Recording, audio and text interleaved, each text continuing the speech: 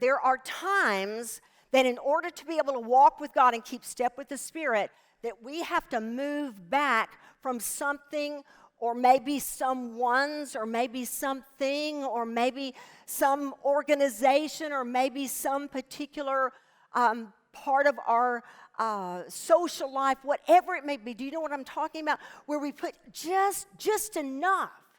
It's not just necessarily leaving it all behind. It's just like just enough to be able to get some clarity. For example, let me just throw this out for a moment. It could be anything. So I want you to think very, very broadly. I have a friend who she has a name for people that make you feel crazy. Does anybody know what I'm talking about? She calls them scramblers. Because your mind just like scrambled eggs. Like it started off like it was like really going well, like it was over easy in the pan, and then suddenly, and like you can't even think a clear thought. You can't even think a clear thought. And so sometimes when you're really needing clarity, you're kind of like, and you're still at the same table at Starbucks with them, but you're kind of scooting back your chair a little bit, going, keep that over there on that. Keep that over there on that side of the table, because I don't need you getting all your scrambling on me. You know what I'm talking about? Do you ever get in the car after a good friend? There's no one who can gossip with you like your best friend. It's like, oh, God, and bless our meal and bless our conversation. It's like, have you heard? And you get in the car and you nearly need to wash your clothes because you've acted so tacky. Or maybe that's just, maybe I'm telling on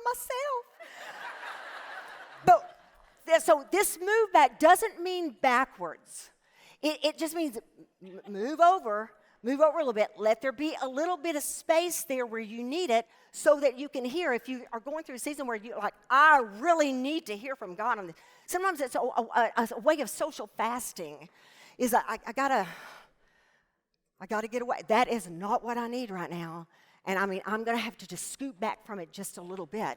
We'll find that there are times that we can be so close to people or so deeply embedded in an organization that we're not just tied to them or tied to the organization.